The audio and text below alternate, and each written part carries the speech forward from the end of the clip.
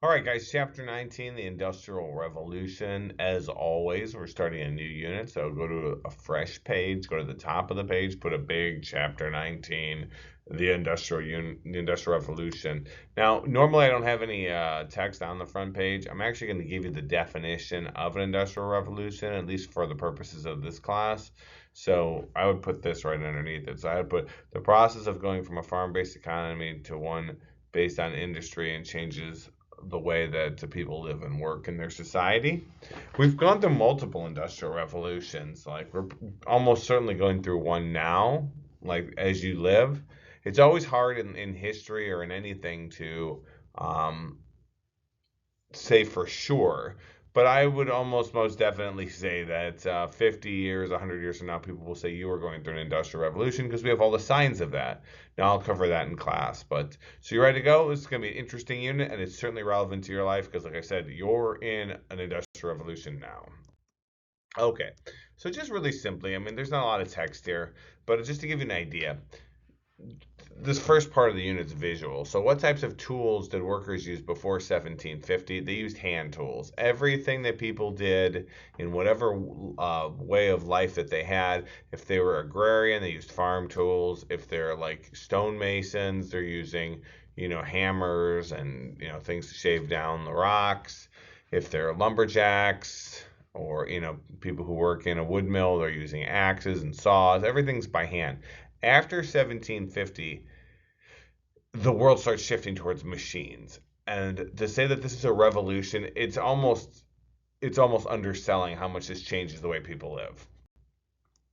So, where did most people live in 1750 or before? Really, most people on the planet lived in small villages, small groups of people.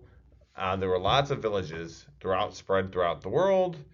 But after 1750, you start to get this. I'm sorry, by 1850, you start to get the large mass collection of people into these things called large cities.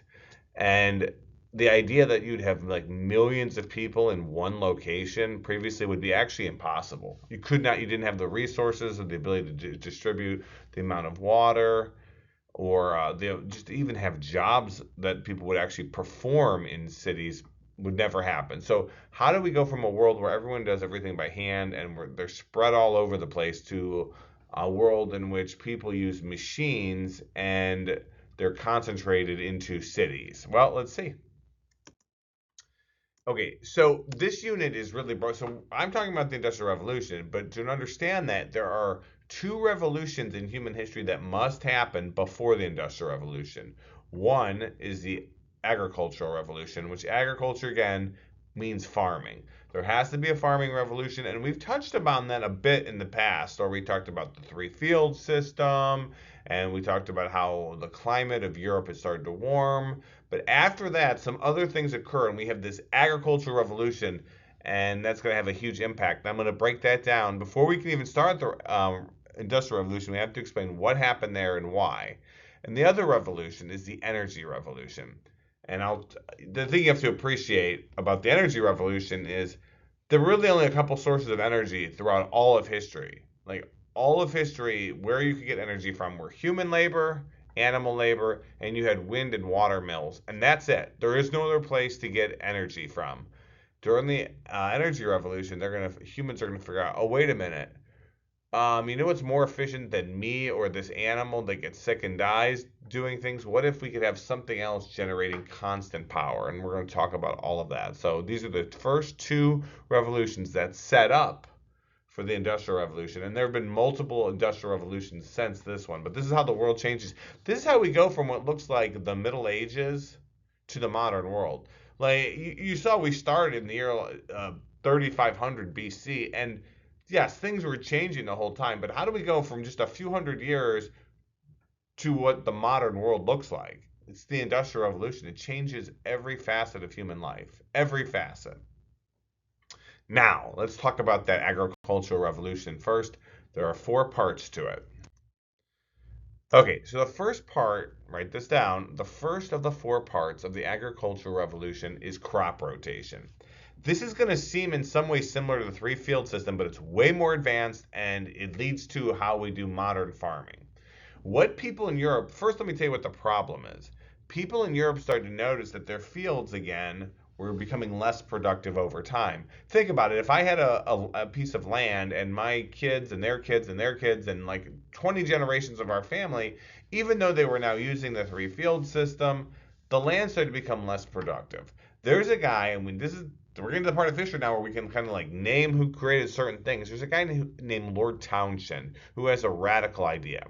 Remember in the three field system, you take your fields, you chop them into three. One part of your field you would leave fallow, you'd let the animals rut, you let the animals reproduce on there, and what all the waste would go there, and then the next year you would rotate. Crop rotation is a different idea. It's a similar concept. There are no fallow fields. There are no empty fields. What you do, what they start to realize is that some crops take nutrients from the soil and some crops put nutrients back in the soil. And a very basic way to think of it for your head is a lot of the crops that go in the ground, like they're under the ground, like potatoes, those put nutrients back into the soil. Whereas crops, things like corn, oftentimes strip the nutrients out of the soil. So the idea is, well, wait a minute, maybe no fields have to be fallow. Maybe no fields have to be empty. What we can do is, in one season or one year, I'll plant a crop that pulls nutrients out, and then the next time I use that field, I put a different crop on there. And then what you do is you just divide up all your fields and you're constantly rotating what crops go on each field. And if you do this, one, you never have fields that are not being used. Everything's being used at all times. It makes you more efficient. And two, yes, the three field system puts some nutrients back in. This is brilliant. This is actually making the fields even healthier. And that means when you do grow crops in each field, you get way more crops. So this simple, brilliant plan from one person ends up like this is how like we always say like one person can make a difference. This idea allows for there to be more food, which in human history, and I'm gonna keep saying this over and over, more food equals more babies. And I mean, this is just a picture of a field. Like you can see whenever you drive past any farmers, look, their fields are divided, and then the next year they're very likely to have a different crop on that field. Okay, this one's Americans in particular really struggle with this because it doesn't make as much sense to us because we have so much land available. This is called the enclosure movement. What and in class, if I'd done this with you, you would have seen I would have done a little simulation.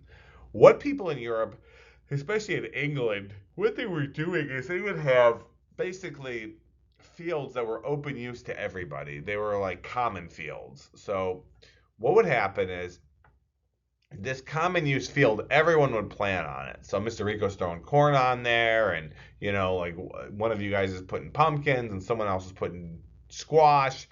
It's really not efficient. You had common use fields, and this is how it was for generations. Like I'm gonna put my stuff here, and you're gonna put your stuff there, but the crops get intermixed, and then I got to have hundreds of workers going to the fields just to get my corn out, while you got to hire 100 guys just to get your pumpkins out. It's just a mess. It's a mess. But this is the tradition in Europe that they had these common lands where everyone could plant, right? No, the idea of land ownership, for these things that were general use didn't wasn't occurring to people. So during the enclosure movement, it's a process by which the government starts to sell off common use land. Now that's horrible. Like first of all, if I was planting on land and I was a poor person or just a regular peasant, I would be devastated because the land that I was using was now being taken away. But for the society at large, here's what happens. When you sell off land to one person, they become way more efficient with it. And I want you to think about this example. Have you ever been given something and because someone gave it to you, you didn't take as much care of it as if it was yours? That's very, very common, right? People, when you're given something, here, people are buying it, so they have a vested interest in the land. Every single piece of crop that I pull out of my land, that's mine, and I can make money on it or feed my family with it. So now they start to enclose, and if you look at the picture, you can see these still exist. You can still see the field. They start building these giant stone walls, and everything in this field is mine, everything in that field is yours, and everything over in that field is Mr. Paul's, right? And so by doing this, though, yeah, it does hurt the regular person, but but it allows for more food to be grown because you're able to be more efficient with it, right? Everybody in that field right there is pulling just my crops out. That's all that's in there. And so now you start getting even more food in Europe because of the enclosure movement. So just a real quick, just to do the summary of this. Farm output and profits start to increase because the large fields require fewer workers. That's another thing too. I don't have to hire as many workers for the fields because there's only one crop in that field, right? That's my stuff. And so I don't they're not fighting and having to like dig through other people's crops. You need less people. So now you're hiring less people and you're making more profits. Now here's the issue, the negative with this. Everything there's positives and negatives. All these thousands of farm laborers who were hired every year are no longer needed. And so where are they going to go? They start having to like move throughout the countryside and they start accumulating in cities. And we're going to get back to that later. That's going to be a big theme of this unit. Okay, so the third part to the agricultural revolution, which leads to the industrial revolution, is livestock breeding. And this is both simple and brilliant and absolutely counterintuitive. Because what people did back then when they had animals, say Mr. Rico was a chicken farmer, is that you want to have as many chickens as possible. You don't really care about the quality of the chicken or the cow or the sheep. It doesn't matter. You want just as many as you can fit onto that field, right? More is better. Wrong. Wrong you are. So eventually what farmers in Europe figure out is actually more is not better. And so someone at some point takes this gamble. They must have had a field of like say sheep. And they probably had 20 really healthy sheep and then like 50, 60 scrawny, not so healthy sheep. And they killed all of the scrawny, the weak, the mid, the mediocre. They just kill them all and they eat them and they sell the parts. Because the idea is now only the healthiest, fattest, most robust animals can have sex with each other and make more sheep. So the idea is simple. If I have a fat mommy sheep, big healthy fat mommy sheep, and a big fat healthy daddy sheep, if we let them reproduce together, what are the characteristics of their spawn, their offspring, going to be? Yes, yes, they're going to be healthy and fat. Exactly right. And here are the numbers. This is a put up or shut up moment. This is how powerful this is. I mean, this is almost like gene editing to some extent. So what they're doing here is in the average weight of a steer, a cow and a bull, in the year 1700 is 370 pounds. That's not very big. That's not very big at all.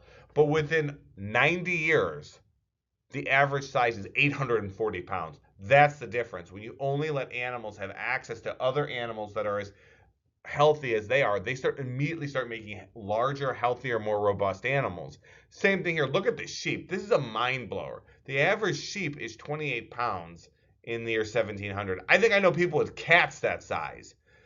And in less than 100 years, it's 100 pounds. It's 3 times the size. It's 300% more just from allowing this. Now think about the consequences of that. That means people now are going to be they're going to be making more protein. There's going to be more meat available. The more meat that's available, that'll allow people to have more access to meat, which will give people healthier outcomes in Europe. But not just that, all the goods and services that come from that, right? Like, so if you have cows, you get leather from them, and you're going to be getting more because the animal's bigger, so it has more skin. And what about sheep? Think about this. Like, what comes from sheep?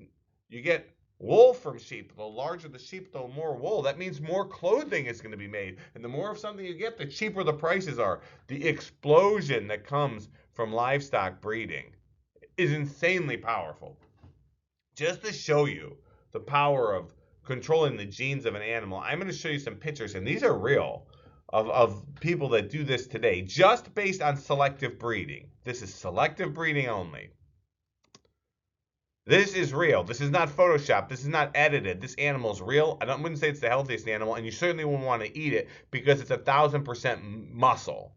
But that is all from just saying, I'm going to take the most muscular cow ever, and then I'm going to mate it with the most muscular cow ever. And then they're going to take that offspring and say, well, I've got another one, and this is what you can do with this. Like, seriously, that thing looks like it's on roids, but it's not. This is the power of selective breeding. And so before I move on, just because I always like to wrap things into the modern world, the Nazis actually did this too. And as crazy as this story sounds, and you're going to think Mr. Rico made this up, Hitler was very much interested in, he had this fictitious view of the German history, right? The Teuton history. He thought the Germans were these Aryans, these giant Viking men, and that in order to for the Germans to have this 1,000 year reign, he was going to have to recreate the best parts of the past German society. And what he had heard and is that there were these ancient cows that used to live in Europe. I believe they were aurochs, and he wanted to make sure that if we're going back and trying to take the best parts of our past, we should have the aurochs.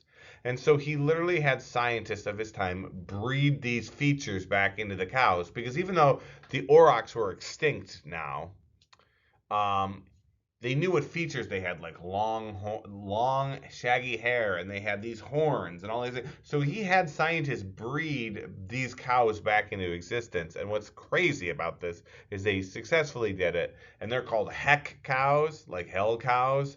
And they're crazy. They're super aggressive, and they're actually dangerous. And they actually, so the Nazi cows that were born are actually, ironically, dangerous animals, and there's a couple herds of them still left. After World War II, they were just going to the Allies were just going to kill all of them. But I believe they were taken, and I believe a few farmers have them up in Scandinavia. But even today, the Nazi cows are dangerous. That just tells you the power of gene editing. There's a Nazi cow. You can almost see a swastika on its forehead.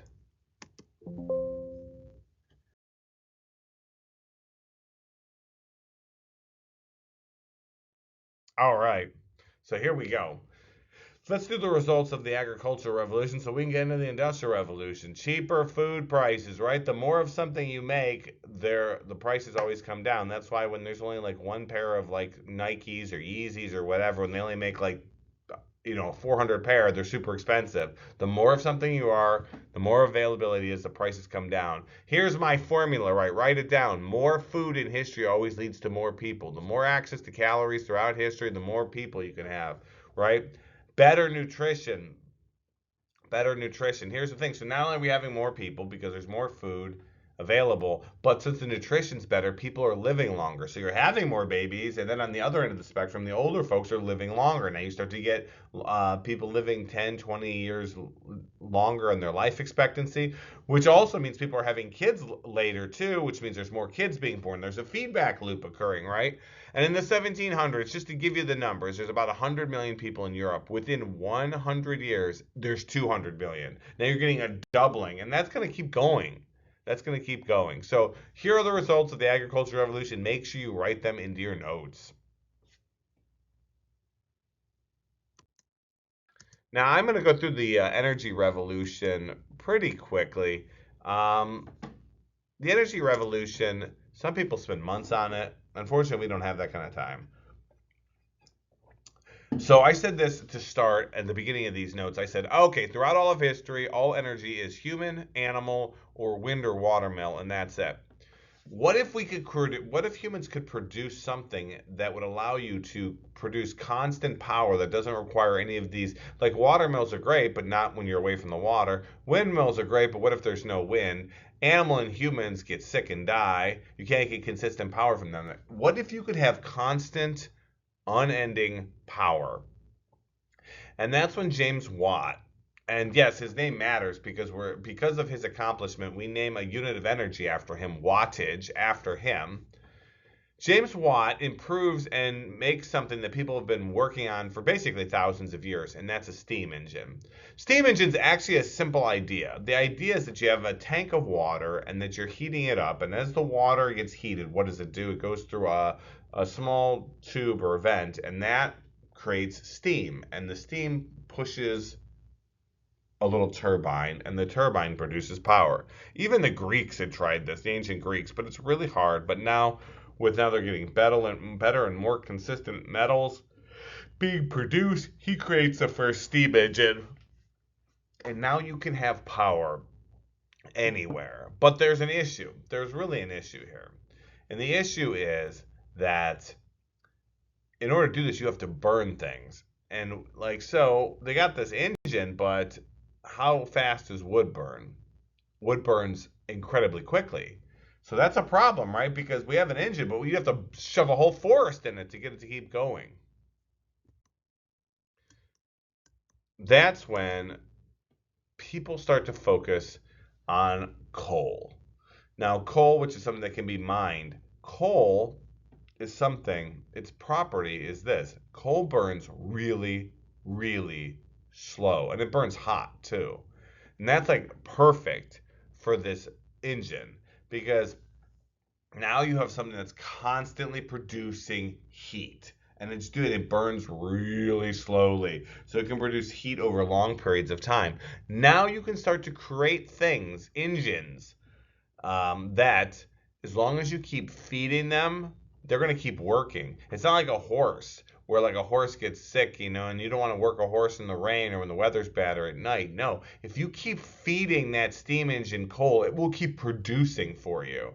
And that's where they start to experiment, right? They start to put it in. They start to create the first locomotive, right? You put the steam engine right onto something with wheels on a track, and then you just need someone to keep feeding it. And now you can start pulling large and heavy loads that could never have been pulled previously wherever you want to go. And then the thing that helps really push this forward is this process called smelting. Because what smelting does is when you superheat iron, you burn all the impurities out of the iron. And as you burn the impurities out, the iron's getting stronger. And as the iron gets stronger, you can now do things with iron that you couldn't previously do. Like you would never have wanted to have an iron bridge previously because iron, because of the impurities, is brittle over time and you don't want to be walking over a bridge and breaks. But now they start superheating the iron and they can start doing industrial things with it which weren't previously possible. And as they start to do that, they start to make more and more iron. The more and more iron they make, the more and more mining machines that they can make. And the more mining machines that they make, the more coal they can extract. And the more coal that they extract, the more they can smelt. And the more that they smelt, the more they can get more iron. And it creates this giant feedback loop where the industries are all utilizing each other and they're producing massive amounts of iron and coal. And the country starts to industrialize very quickly. It's a feedback loop. All this from the energy revolution. So you've got the agriculture revolution, all this food is being produced. Now you've got this energy revolution where you can literally have power anywhere. It doesn't need to be by a river, it doesn't need to be by a place where there's wind. You don't even need large amounts of animals. You just need someone to feed the engine, and now you get the industrial revolution. One country is primed and ready to go. So the question then is, where does the industrial revolution happen? It happens in Great Britain. Now, the Industrial Revolution could have happened anywhere on the planet. So this is an important question now. Like, why did it happen in Britain? What are the conditions that allows the Industrial Revolution to happen in Britain and nowhere else on the planet first? So what we're going to explore here, pardon as my lights keep shifting in this room. What we're going to explore here are the reasons the Industrial Revolution happens in Britain, and we call these the factors of production. The factors of production, if you take any type of econ class in college, you're going to learn the factors of production. There are 3 or 4 of them, depending on how you learn it. And these are the 3 things, or 4, that are needed to produce. You need land, you need labor, and you need capital. And Britain has all 3. Now, I'll have to explain how these manifest themselves in Britain. But write this down: land, labor, capital, and now I'll break down each one. Number 1, land. Land means natural resources. Britain has this. Some places in the world have more access to natural resources than others. You can have a large area that doesn't have a lot of resources. You can have a small area that has a ton. Natural resources available in Britain: coal, iron, and access to the sea. They have lots of rivers, lots of waterways, deep sea ports. There's a ton of resources in this relatively small area that is Britain. So that's what we mean by land. Land always means natural resources. The next factor of production is labor. Labor really means human. You have to have people. And there's 2 parts to wanting labor. One is obviously you need people to do the thing that makes the thing, right? You need people to do work. If you could have all the resources in the world, but if there's no one there to create the goods and services and bring the goods and services to market, then you've got nothing. You have to have a population. Britain does have a fairly large population. The other thing that you need is people, and we don't think about this, you need consumers. So even if people are making things or creating services, if no one's there to buy them or no one there has wealth to buy them, it's totally pointless. You have to have someone to sell the stuff to, and Britain has that as well. So, I mean, that's one of the things that makes the United States amazing. Like, we have this giant area of land, right, relatively safe.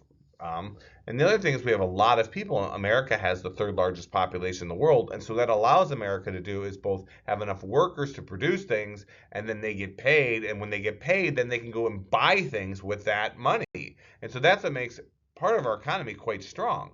Now, there's one last part to the factor of production here, and that's capital. Understand this. Capital means wealth. But what does that actually mean? It means stability. You have to have a powerful, stable government to have wealth. And here's why. Imagine that you have $1,000 in your bank. Would you be willing to loan that $1,000 to one of your friends who you know is like hooked on drugs?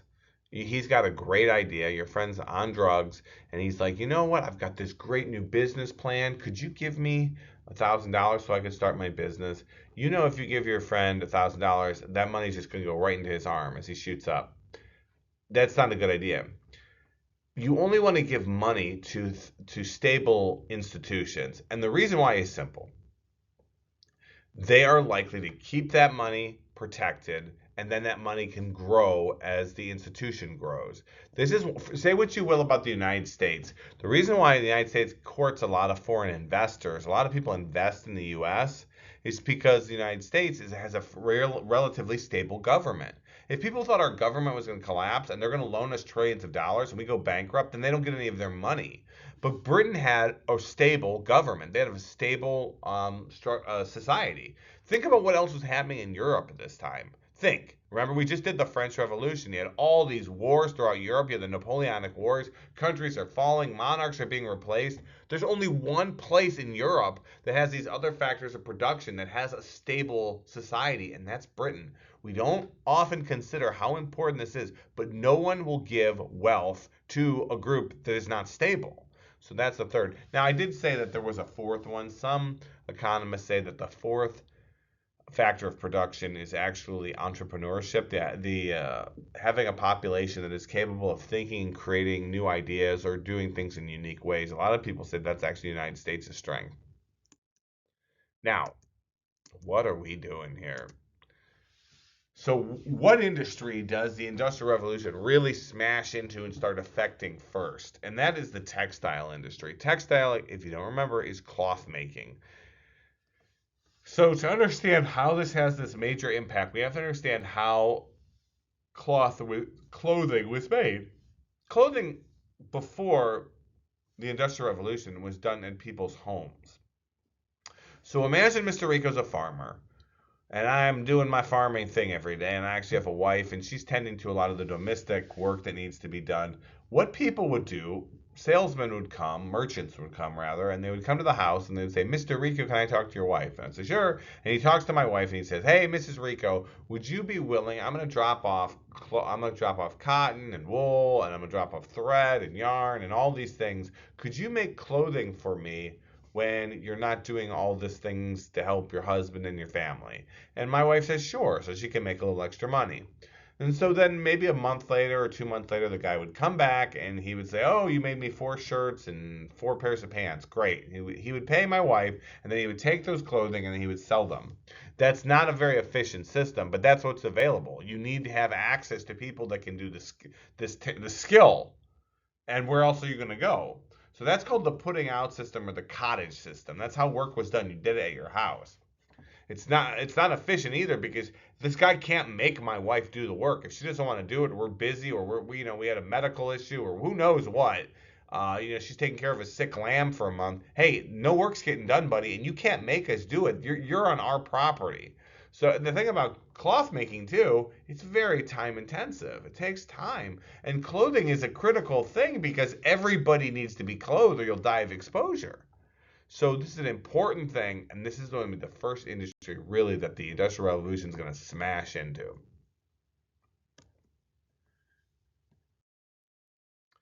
And so to get to that, though, we have to talk about this thing. There's a guy named Eli Whitney. Here, he's an American. Congratulations. We're talking about America. America. Eli Whitney is an American, and he creates this device, and you can see it right there. I used to work at the Freedom Center, the Underground Railroad Museum, and they have a few of these there. Cotton is a fibrous white flower that has lots of seeds in it, and you can turn that into cloth, but you have to pick every single seed out. You can't have seeds. And in America, specifically in the South, they use slaves, which is a really stupid use of time, right? You have these people who are picking, and obviously slavery is immoral and evil, but think about like just the waste of human labor just to pick seeds out. Eli Whitney, an American, creates this drum, and you can see it. And the drum has needles. And as you spin the drum, the needles rip through the fiber, and then they just start dropping the seeds. You can see the seeds left over there. And so now all of a sudden in history, you're starting to get mass amounts of cotton. We're ready to grow. Refined cotton's ready to go. But what are we going to do with it? Who's going to do anything with it? You still have the same amount of people making cloth. That hasn't changed. Just because you have the material doesn't mean you have more labor. That's when this invention pops up. So you start to get the spinning jenny. It was made by a man named James Hargreaves, and the flying shuttle, which is made by a guy named John Kay. And so what do these do? The spinning jenny, that cotton can be stretched and pulled and turned into yarn. Okay, but it takes time. You'd have to do this process. I've seen people have these hand crank wheels. It takes, and then as you start to turn it into yarn, you wrap it on a spool. Now, I have a spool in my classroom, so look around for that.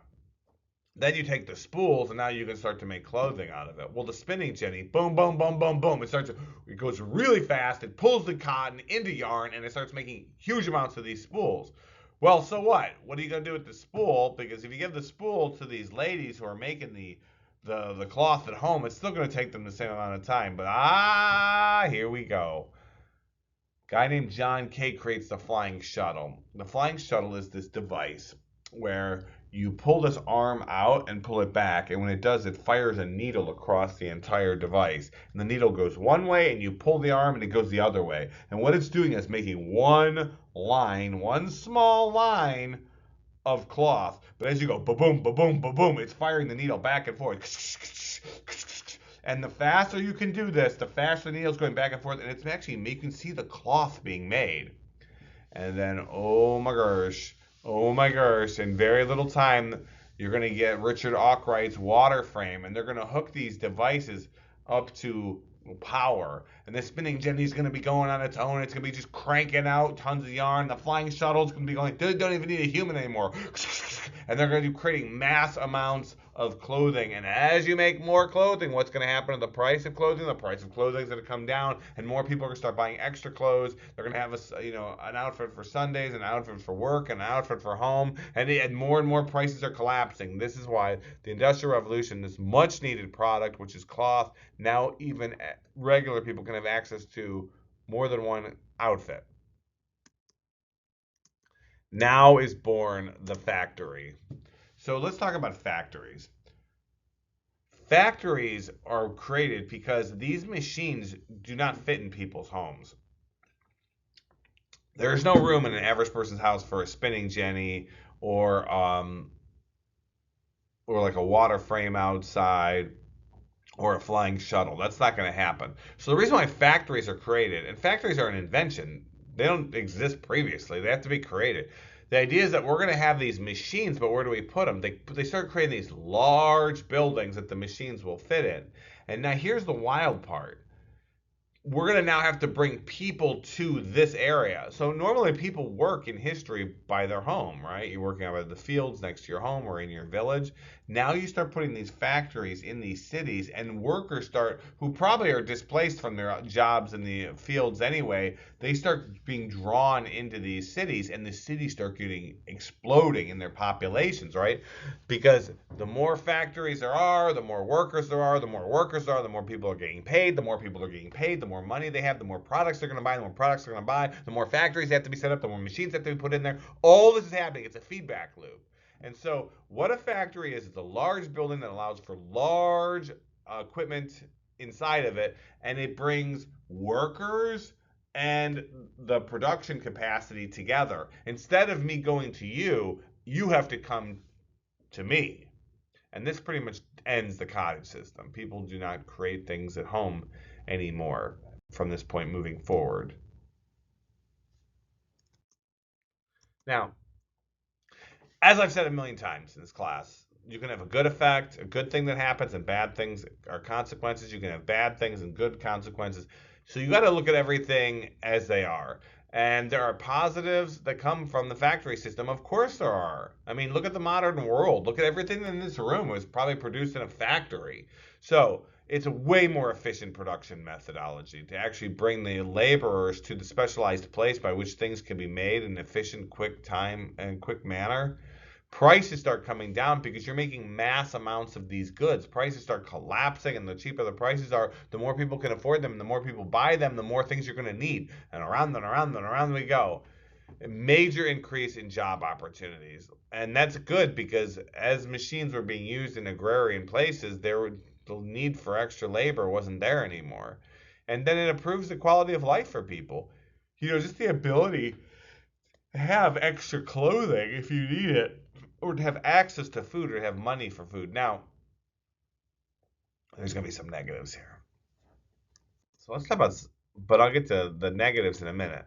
I want to talk a little bit about this because like American history, you talk about Ford, you talk about the process, the Ford assembly process. But the thing is, you don't get to that without this. This is a much more important and early thing that needs to be discussed. What factories do, before you can get to an assembly line later, is they do specialization. You see, you have to appreciate that, like, imagine that Mr. Rico was a barrel maker before the Industrial Revolution. If I wanted to make a barrel, I had to cut the tree down, I had to strip the tree, I had to strip the parts off the tree, I had to take the wood, shape the wood, I had to dry the wood, I had to tan, I had to stain the wood, I had to then start doing metal work, right? I had to start creating metal strips. I had to turn the metal strips around the barrel. I'd have to form it, shape it, put the screws in it, stain it again, and then I have to tar the interior part of the barrel. That means I know every part of barrel making. I am a barrel making master. Um, that is not what's needed in a factory. Because in a factory, everyone does one job, right? You get your job, you do this, and then you're going to hand it off to the next person. That's called specialization. And specialization is a big step forward in the production of goods and services because um, it's very efficient to have one person who knows how to do one thing expertly. And you understand this because a lot of you play in sports teams, and very few people on a sports team play a whole bunch of roles. You usually play one or two roles, and that's it. You're specialized, right? This guy's a tight end, this guy's a striker, this guy's a power forward, whatever. Like you specialize because that way you can become the best at this series of skills that are needed. Well, that's actually what they start to do. This concept in factories that you do one thing. Mr. Rico is a specialized employee, right? I'm a teacher, but I'm not just a teacher. I'm a social studies teacher. I can't teach math or English. I teach social studies. That's it. I'm specialized. Whatever you're going to go into in your work field, you're going to be specialized. And all of this is born through the factory system. But I will tell you the negatives. The negatives are simple. Factory system doing the same job all day long is insanely boring. I think it's mind-numbingly boring. And even today, people that work in factories, like doing one thing all day long can be really boring. And the thing is, as you get bored, it actually tends towards like you stop paying as much attention and you can get really hurt. But it's a super efficient system, and that's why specialization matters. Now, let's talk about specialization a little more.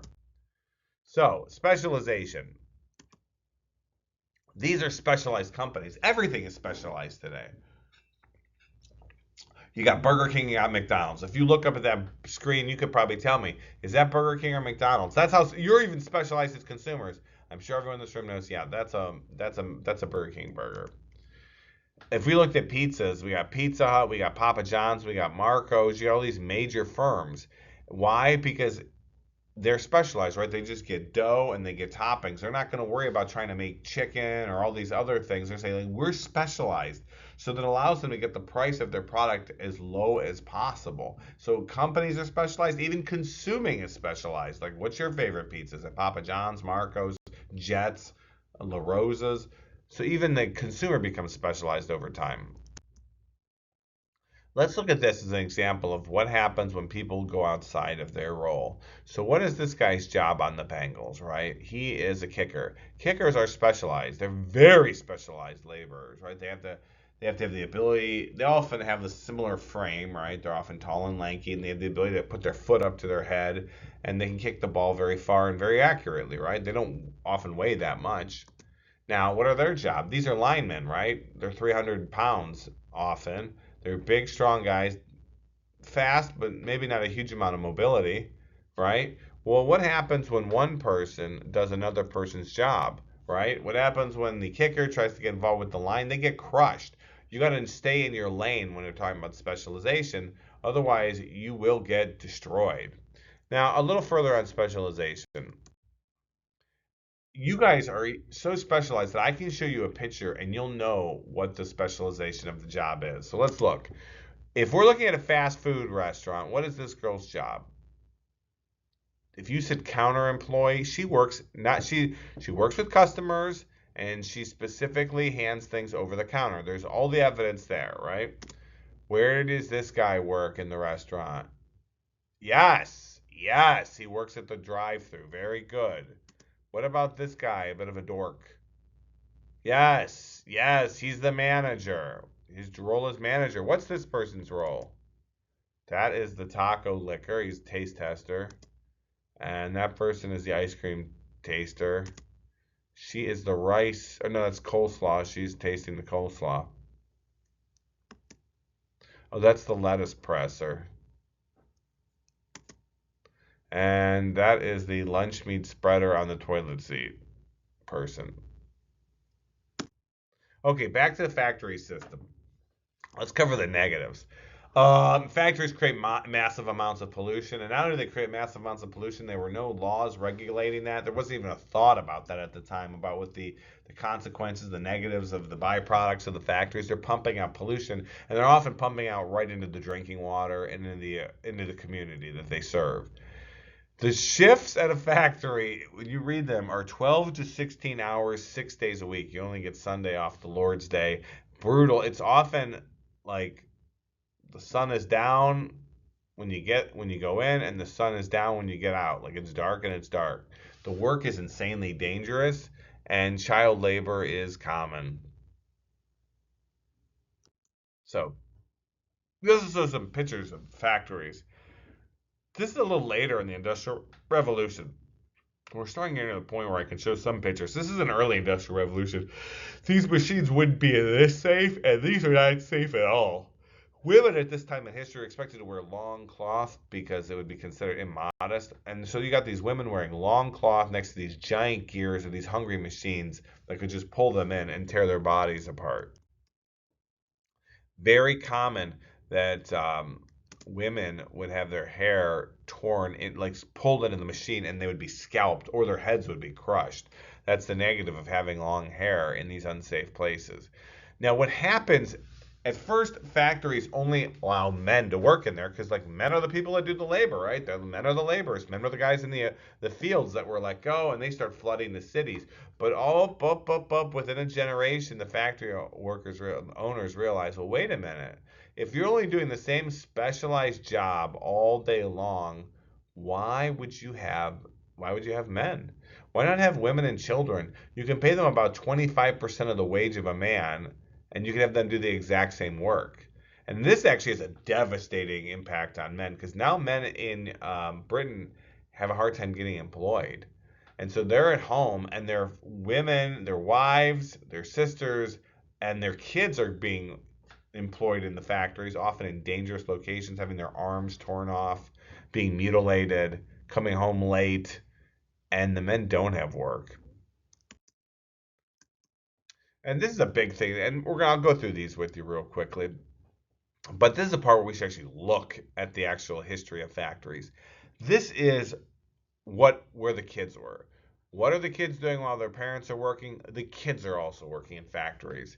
You don't have public education in Britain at this time, so the children have to be somewhere. You can't be at home alone, so they start working them in the factories too. And so you can look at this scene. There's a million things, and in class I would cover this with you. There are so many things in this picture that are dangerous. That kid's hand is about 6 inches from a belt that's going super fast that would pull his hand right through that metal dowel and tear his fingers apart. They're standing on metal crates all day. Look where their feet are. They're right next to spools, which are going super fast. They'll just cut their little fingers and toes off. And even look at the floor. The entire environment is dirty and filthy. And without a doubt, when you have string going through things, it fires little microfibers in the air, which when you you breathe them, they aspirate and they puncture your lungs. All that in this one image. Oh, here's another example. Look at the floor. Look at their hands right next to the strings. If they move their fingers too close, boom, fingers go right off. And here's the thing. See how dangerous this one is? Look at the second kid. His jaw is tied to the top of his head. I would tell you what that means is he has a broken mandible. His jaw is broken. That's how they handle it back then. So you got what, like 6-year-olds, 7-year-olds with broken jaws working in a factory on a filthy floor with probably rusty nails, and their fingers are in imminent danger. This is a girl, same thing. Look how close her hair is. Look how close her loose clothing is right next to the dolls. Right there. Here's Cincinnati, Ohio. Represent Ohio, the heart of it all. This is a boxing factory, not dangerous to your physical sense, but oh my gosh, this is boring. They would just make boxes all day long, and if you didn't make enough boxes, the managers could beat you. So look at all the boxes right there. Hey guys, I don't want you to feel like you're left out. This is in an early glassmaking factory inside of Cincinnati. This is the basement. Look how dirty. Look how filthy. Look how horrible it looks. Look at the torn clothing and just the looks. The guys have the one kid's got the 1,000-yard stare going, and they're down there. Those pipes are hot. It's filthy. It's dirty. They're kicking up grime that they're breathing into their lungs.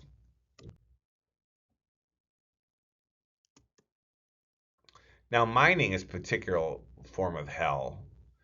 And these guys, look at these kids. They got flames on their hats. They got a stick, little kerosene thing with the flame sticking out. And they spend their days mining. Mining is almost impossible to tell you how horrific it would have been for kids at this time. They're off in a mine. They like putting kids in the mines because the kids are smaller, and so they're able to get to parts of the mine, and they're able to pay them again 25% of the wage of a man. They're breathing in coal dust. They're destroying their bodies. They're getting hunches. There can be explosions in mines. There's poison gas in mines. You can be flooded in mines. You can have a cave in and be trapped in there till you die. Mining is insanely dangerous. Look at this. Look, it's grandpa and son mining together. No, it's not. That's not grandpa. That's dad. Dad is because mining takes such a toll on your body, it breaks you down pretty quickly. Looks like grandpa. Nope. And guess what? Little son there is going to be exposed to the same dangers, but even earlier, and it's going to break him down more quickly. Look at this kid. How old do you think that kid is mining in the American South? What's he look like? 6? 5? Look at this kid. He's got a Sunday best on because that's what he had. He's down the mine, totally covered in coal dust. And you're breathing that too, by the way, and it's giving you black lung, which destroys your ability to breathe. Look at this picture. Students often laugh when they see this, and I get it because he looks like a little man. And for all intents and purposes, he's doing man work at whatever, 4. He's got a pipe in his mouth. You know what? The pipe's no worse. The stuff that he's breathing in from the pipe's no worse than the coal dust he's breathing in. Like, imagine sticking that kid in a mine. That's what it was like. So here's what happens. and this is notable. There's Britain passes what are called the Factory Acts in 1833, and the reason why they do this is simple. They destroy an entire generation of young kids. They're destroyed. They're wrecked. Their bodies are wrecked. And it's not even this. There's a self-interest in this. When you destroy an entire generation of boys, that means who are your taxpayers? Who are your workers? Who are going to be your warriors if you get into war? They destroy them, and the British government's looking around. They're like, oh my gosh, we have damaged hundreds of thousands of what would be our adult citizens, and they start doing surveys into Britain to find out what's going on, and when they get the results, it's horrifying. So they passed the Factory Acts. This is the first time in history that any government regulates how work can be done and the amount of time. And keep in mind, this is only for children. So here are the laws. Children may only work 12 hours a day. Yep, no more 16-hour benders at the mill, and you cannot be younger than 8. And you're like, oh my gosh. But keep in mind, they were like, that is at least a positive direction, because they were shoving 4-year-olds into the mines and 5-year-olds into the mills. So there you go. Factory Acts and our response to the fact that we have an entire destroyed generation. Now, you probably got some of this in American history. I'm not going to belabor it too long. So, dissatisfaction when the working conditions of factories causes employees to band together. When employees band together, these are labor unions. And the idea with unions is that you have power in groups. Like, if Mr. Rico decides he's going to tell Moeller, I've had enough, the conditions in the classroom are awful, they'll just pat me on the head and send me on my way. But if every teacher in the building at once told the administration, hey, we need air conditioning, or we need heat, or we need whatever, they're going to listen. And the reason they're going to listen isn't because they care about, well, hopefully they do here at Mueller, but the reason why is there's self-interest. If every employee leaves the factory at once, first of all, you lose money because there's no one there to do work. But here's the other part. There's no one to train the next employee. So your factory shuts down, and when it reopens, it's inefficient, and it's even more dangerous because no one knows how to do the jobs. So what labor unions were utilizing is these collective decisions. You band together. Whatever we do, we're going to band together, and we're going to get change, because they really don't care about individuals or even small groups. You get the rise of the middle class. So as industrialists begin to make money, you get this new middle class, which we were talking about, the bourgeois, starts to expand. These guys on the left are managers of the factory. Right, write this down. Um, both the top and the bottom line, they're bourgeois. They're people who have a little extra money. Now, there's a large poverty class in Britain at this time, but you start to get this middle class. People, all the managers of all the factories have more money than they need, and they can start to buy nicer clothing. They can start to go on vacations with their family. These unheard of things, like, oh, you can go to a place that you don't live at and spend money and see things that you couldn't normally do. That's outrageous. That is the middle class. This middle class is being born and becoming larger and more powerful as time goes on. Now, the guy on the far right is not bourgeois. He would be an entrepreneur. He'd be a factory owner the way he's dressed. He has incredibly expensive clothing. So he would be what an owner would look like. He would not be bourgeois. He'd be above that. But these guys on the left, yeah, with their bowler hats on, they're the regular manager. They're the person who shapes employees, shapes their decision making, runs the factories. So write this down. Millions of people moved into cities at once. Cities are not designed that way. You don't know when you start a city that one day there's going to be 12 million people living in the city, or 4 million, or 400,000 people. You don't know that. You just had a group of people living in an area, and all of a sudden you get mass migration into it for push and pull factors, and all of a sudden people show up. And there are consequences to this. So we're going to go over the 6 problems that come about when people move into cities. And you can see pretty much all of these in Cincinnati. I mean, number 1 is housing. You have to appreciate that cities didn't have the housing capacity available to house all these people. So they start building these things, and they're like proto early versions of apartment buildings called tenements. Because cities don't have horizontal space, they have vertical space. And now they got iron, so they can start to construct these buildings that go up, and they're going to get more steel, and they're going to build these things. But the thing is, again, there's no regulations on this. So these tenements often have no windows, there's no ventilation, there's no bathrooms often. Sometimes, if you're lucky, there might be one just outside a porta potty, but oftentimes no bathroom to be seen. And they're fire traps, and you get like 12 people to a room. And how do you light? Since there's no electricity, they're lighting it with candles, and candles would fall and they'd burn. And so these are tenements, and they're, like I said, they're proto apartment buildings. And the thing is people move in. They're moving in from the rural areas, which means they have huge families. They're farming families. So these giant amounts of people moving in. The picture on the left tells you everything you know. There's a tenement, and in that picture, I think there's like 7 kids if you count them. So, oh, here's your definition for tenement: multifamily urban dwelling that were often dirty and unsanitary. There's your tenement definition.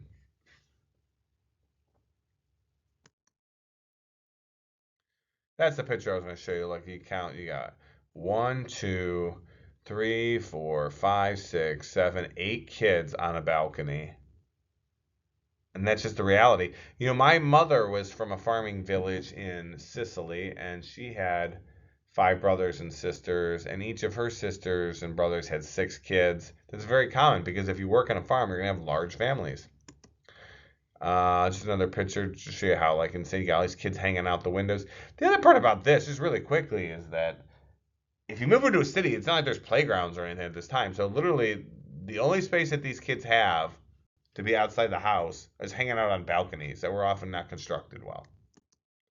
Number 2, sanitation. This picture, oh, I don't want you to think that America was left out of any of these issues because America urbanized very quickly.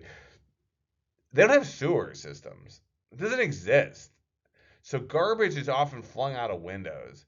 What do people, when they defecate, what are they doing? Well, sometimes there would be outhouses in the cities, but often, and I want you to look at the picture on the left here, that big giant pile that's as tall as those people are, that's called night soil.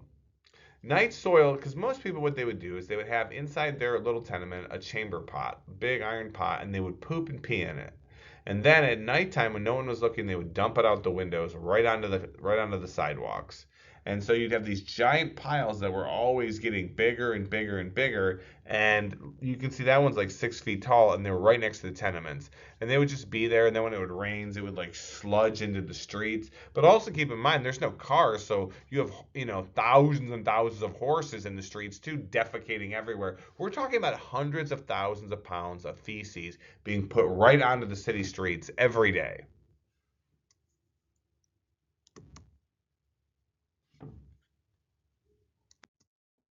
Transportation. Why does Cincinnati have such bad roads? Because every city does.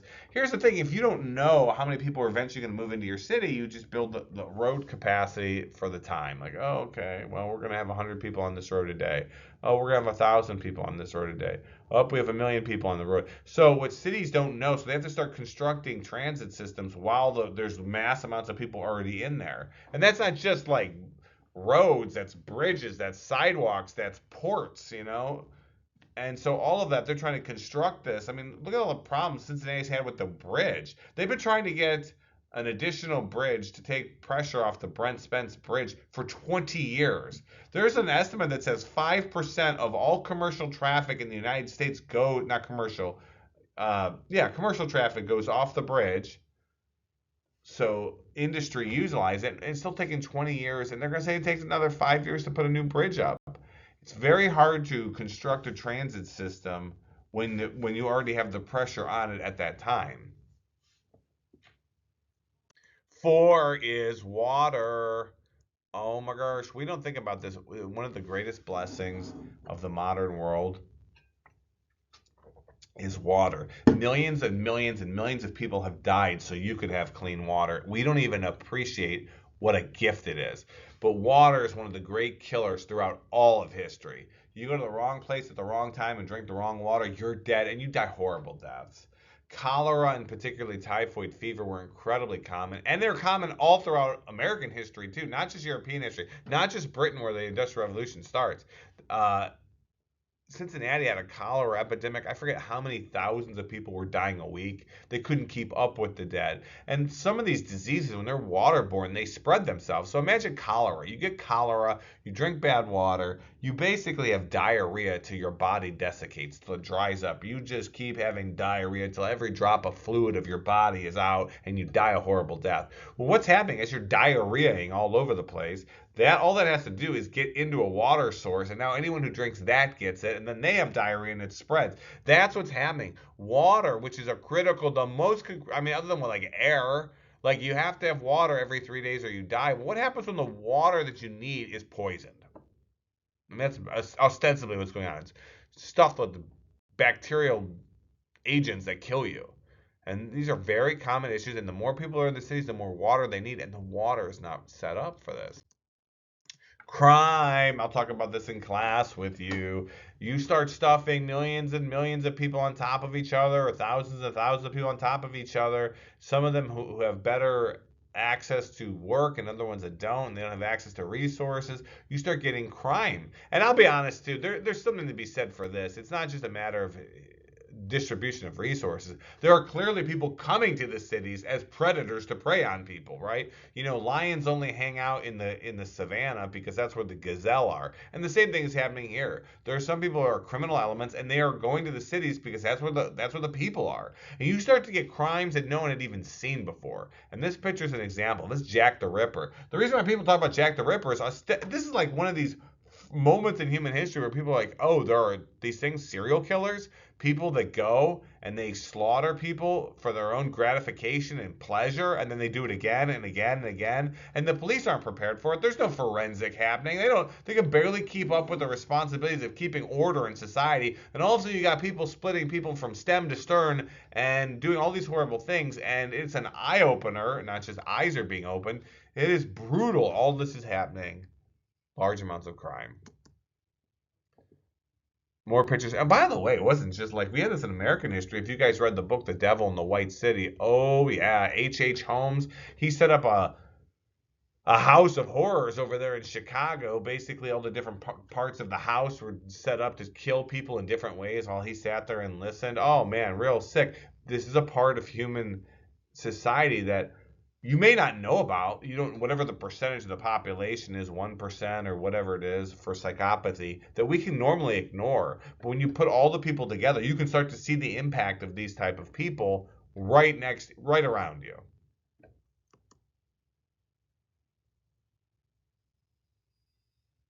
Okay, 6 is fire.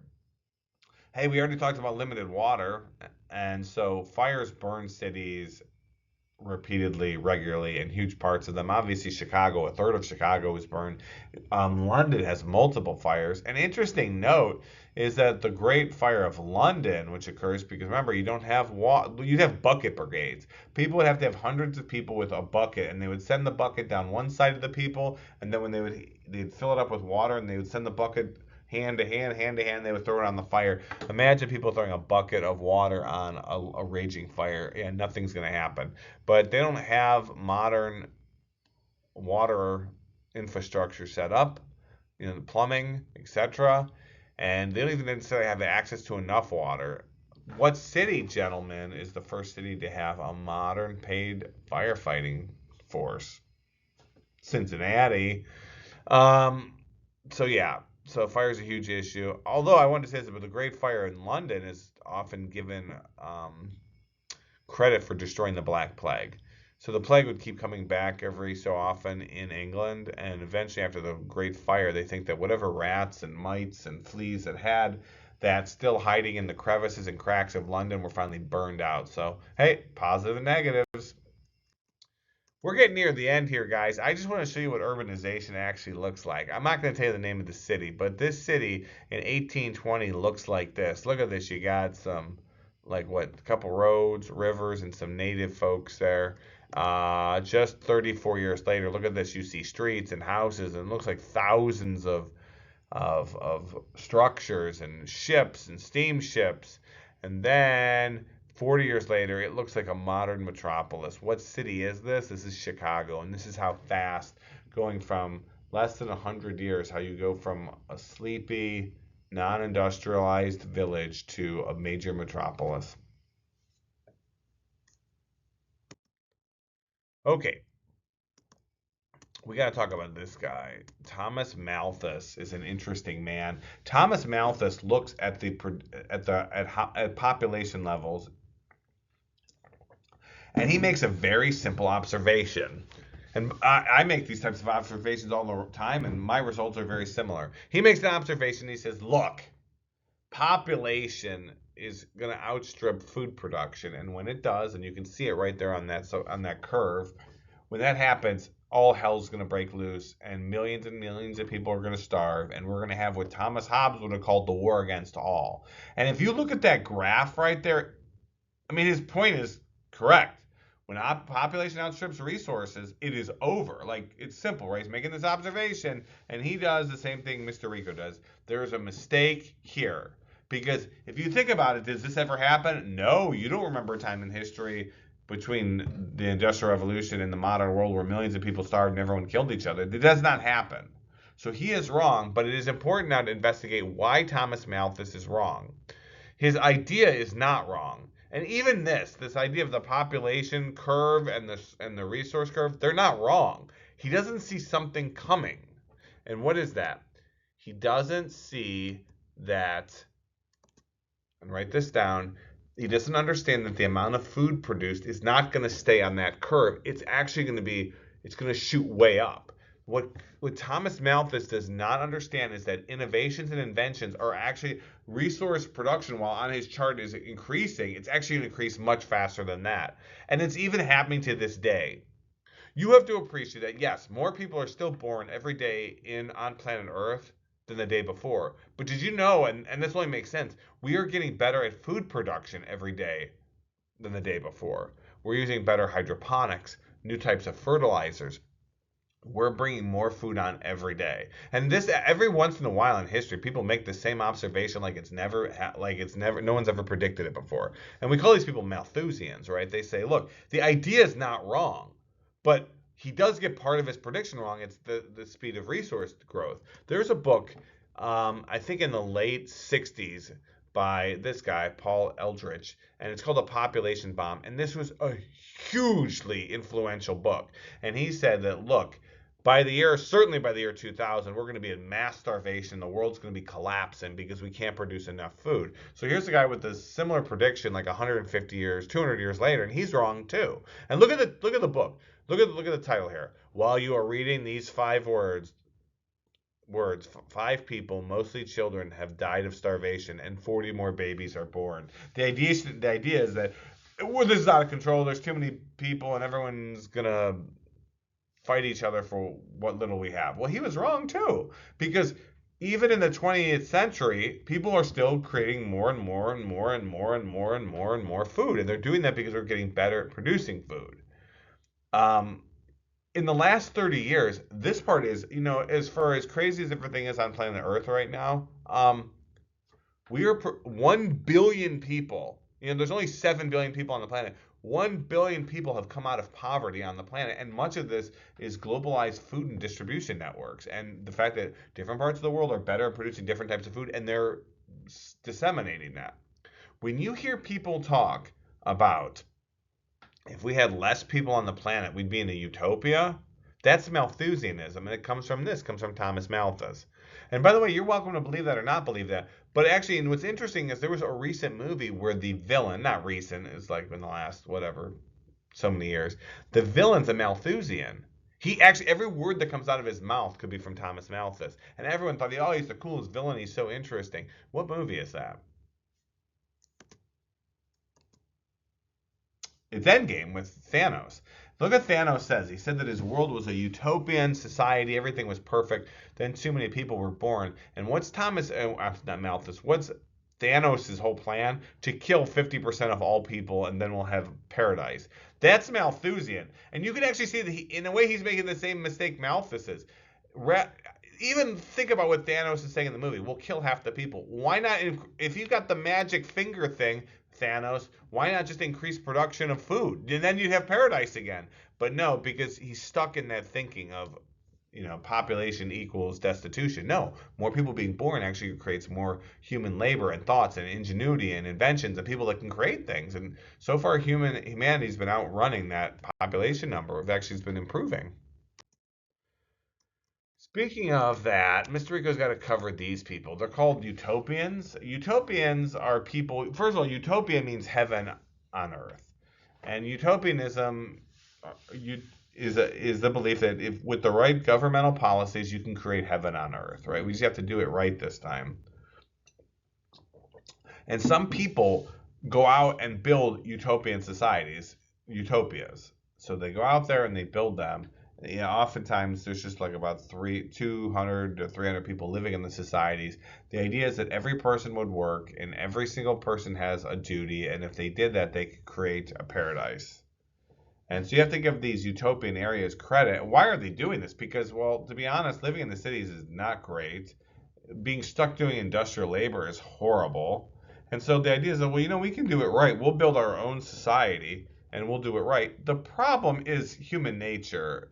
And I don't think this is controversial. What happens when you have 300 people living in your utopia in your heaven on earth town, but like 50 of them don't want to do the same labor? They don't want to work.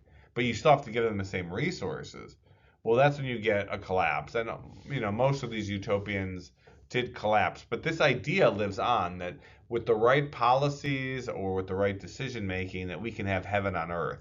Now, some people and some of you students believe that and some of you don't. That very much is a division of the way humans view human nature. And if you think that people had all the food they wanted and all the things that they wanted, we could have heaven on earth, then you lean towards utopianism. And if you don't, if you just think humans are flawed, then you are not a utopian. Now, the reason why I'm talking about that is because new forms of government are going to be created during this time, and they lean towards this idea that we can have a heaven on earth. The first of these is socialism. This is like a hot topic because, like, I know our government, everyone likes to yell at each other and scream at each other. And I actually listened to a prominent politician lately who will go unnamed, and they totally gave the wrong definition of socialism.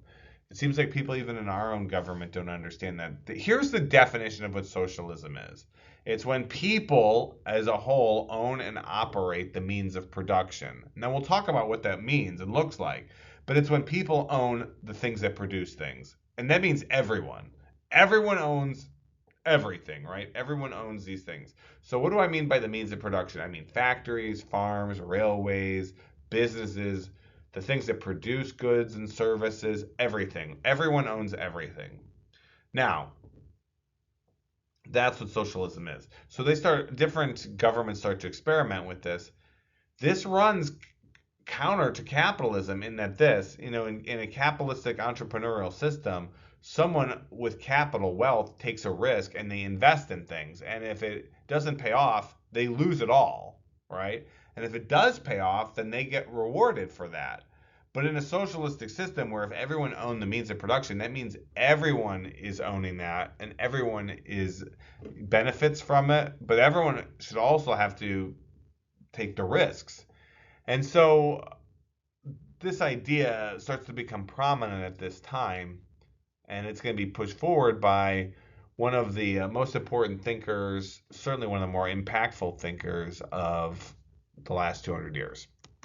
So who's that person? And we're going to get to him in a second here. And so the goal here is Vladimir Lenin. The goal of socialism is communism. So what's communism? If socialism means everyone owns the means of production, what exactly is communism?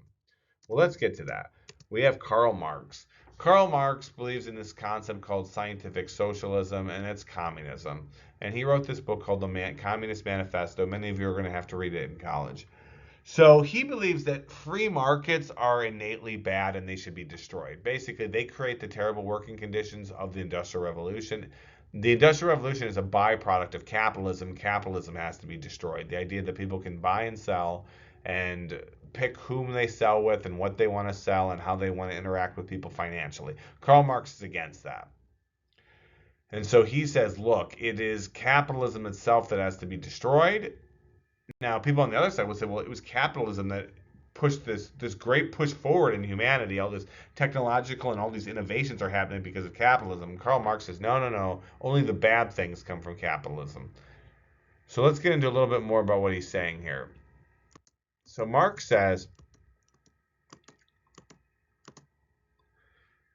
okay, so communism's a little different. So what Marx is saying is that all of society, from the beginning of time, I think this is your last slide or so, from the beginning of time, he says that there are people who have things, they're the haves, and the people that do not have things. And the people that have things, their whole job is to hold down the people that do not have things.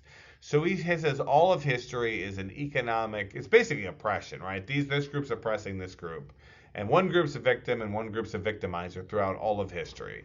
And he says that if you actually read what he suggests is that basically a government needs to become so powerful that you give it all the resources. The people own nothing. They give the government the resources, and then the government would evenly distribute an equal level of resources to all the people. Because and that way no person has privilege over others. So no matter what you do, no matter what job you do, no matter how you work or what you work, you would have the same benefits. Now, where this really breaks down is that every time a government has taken control of the entire economy and all the resources, then they never give it up. And so every time you see communistic systems, you usually see hyper powerful oligarchies, small groups of powerful people that control the government because they've been given all of that power. And so, but to understand communism, basically communism is a form of utopianism, right? They believe that if you give the government all of these things, then you will finally have heaven on earth because they'll have equal distribution of resources to all the people. So that's communism. But also say the reason why he's an important philosopher is because communism really takes a foothold in the 20th century, and there's going to be about 100 million people that die from communistic governments.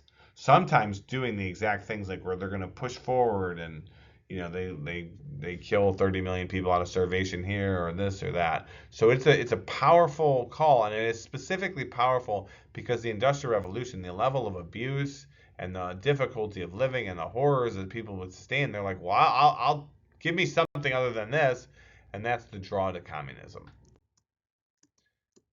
Now, the last thing I want to deal with are these two terms because they're used over and over and over again. In the past, we've talked about the bourgeois. The bourgeois are the middle class, the people who have a little bit more than what is needed, so they have extra. Well, Karl Marx uses this term too. It's the proletariat. The proletariat, according to Marx, are the have-nots. They're the worker. Okay, they're the oppressed. They're the victim. To Marx, the bourgeois are the haves, or they're the manager. They're the people with extra, and they're often the oppressor. So he couches everything in this conflict narrative where, like, if one group has something, they didn't get it through their own meritocratic work. No, they took it from someone else. And so revolution is very much intrinsically aligned with Marx because, right, the proletariat has every right to destroy the bourgeois and the government that enables the bourgeois because they're victims. And so you're going to start to see over time, you're going to start to see these communist rebellions occur. But it's fascinating. Marx totally got it wrong. He thought wherever there would be industrial societies, you would get revolutions. It's actually quite the opposite. It's pre-industrial societies you get lots of revolutions because, when society is industrialized, that process is brutal on the people. But the material wealth and the fact that more people are being born and the societies start to innovate, people don't often want to leave that. They don't want to experiment. They enjoy a lot of benefits from that. Where communism really starts hooking on are civilizations where they're very agrarian based, and only part of the society is industrialized and the other part has not.